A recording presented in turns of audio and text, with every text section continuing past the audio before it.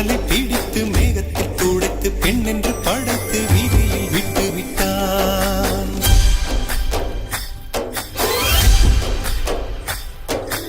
இப்படி இன்னொரு பெண்மையை படைக்க தன்னிடம் கற்பனை தீர்ந்ததை எண்ணித்தான் பிரம்மனும் மூச்சையுற்றான்.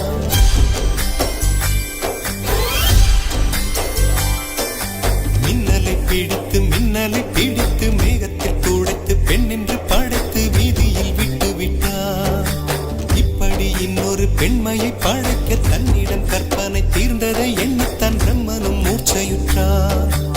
அவளின் நாசிக்குள் நுழைந்த காற்று உயிரை தடவி திரும்பும் போது மோட்சம் அடைந்து ராகங்கள் ஆகின்றதே.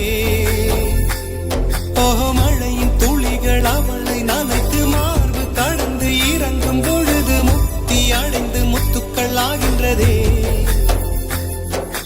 மின்னலை பிடித்து மேகத்தில் துடைத்து பெண் என்று படைத்து வீதியில் விட்டு விட்டார்.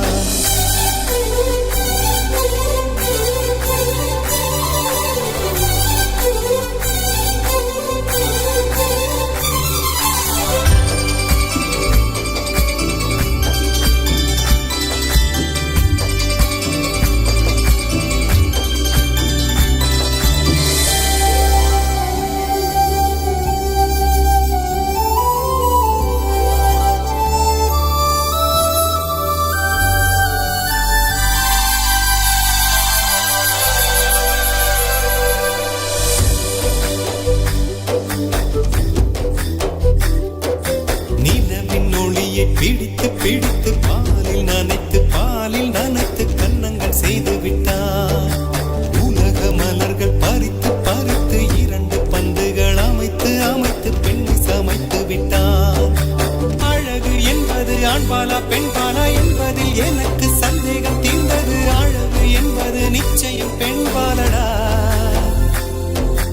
கவிதை என்பது மொழியின் வடிவம் என்றொரு கருத்தும் இன்று உடைந்தது. கவிதை என்பது கன்னி வடிவமடா. மின்னலை பிடித்து மேக